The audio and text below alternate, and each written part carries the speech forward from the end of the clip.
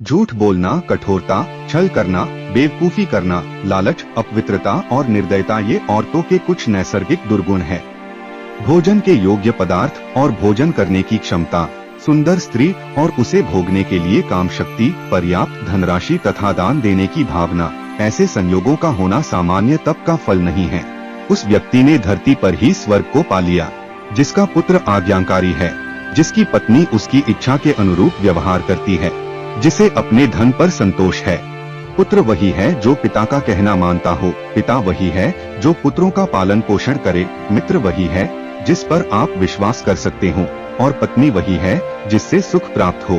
ऐसे लोगों से बचे जो आपके मुंह पर तो मीठी बातें करते हैं, लेकिन आपके पीठ पीछे आपको बर्बाद करने की योजना बनाते हैं।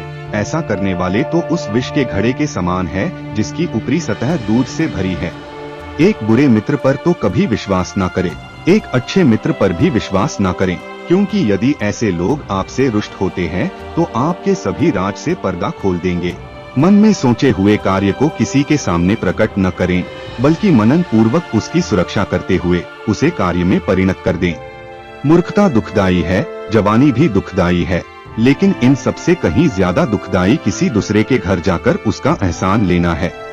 हर पर्वत पर माणिक्य नहीं होते, हर हाथी के सर पर मणि नहीं होता, सज्जन पुरुष भी हर जगह नहीं होते और हर वन में चंदन के वृक्ष भी नहीं होते हैं।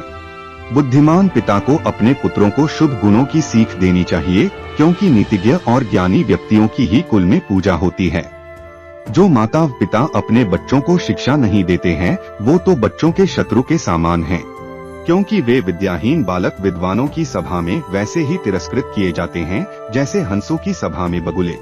लाड प्यार से बच्चों में गलत आदतें ढलती है, उन्हें कड़ी शिक्षा देने से वे अच्छी आदतें सीखते हैं। इसलिए बच्चों को जरूरत पड़ने पर दंडित करें, ज्यादा लाड ना करें। ऐसा एक भी दिन नहीं जाना चाहिए जब आपने एक श्लोक, आधा श्लोक, चौथाई श्लोक या श्लोक का केवल एक अक्षर नहीं सीखा, या आपने दान, अभ्यास या कोई पवित्र कार्य नहीं किया।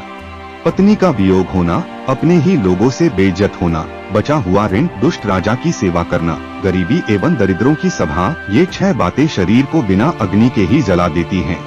नदी के किनारे वाले वृक्ष, दूसरे व्यक्ति के घर में जाने अथवा रहने वाली स्त्री एवं बिना मंत्रियों का राजा, ये सब निश्चय ही शीघ्र नष्ट हो जाते हैं।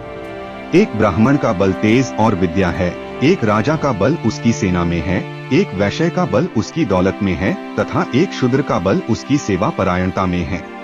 वेश्या को निर्धन व्यक्ति को त्याग देना चाहिए, प्रजा को पराजित राजा को त्याग देना चाहिए, पक्षियों को फल रहित वृक्ष त्याग देना चाहिए एवं अतिथियों को भोजन करने के पश्चात मेजबान के घर से निकल जाना चाहिए। ब्राह्मण दक्षिणा मिलने के पश्चात अपने यजमानों को छोड़ देते हैं, विद्वान विद्या प्राप्ति के बाद गुरु को छोड़ जाते हैं और पशु जले हुए वन को त्याग देते हैं। जो व्यक्ति दुराचारी, कुदृष्टि वाले एवं बुरे स्थान पर रहने वाले मनुष्य के साथ मित्रता करता है, वह शीघ्र नष्ट हो जाता है। प्रेम और मित्रता बराबर वालों में अच्छी लगती है। राजा के यहाँ नौकरी करने वाले को ही सम्मान मिलता है, व्यवसायों में वाणिज्य सबसे अच्छा है। अवह उत्तम गुणों वाली स्त्री अपने घर में सुरक्षित रहती है।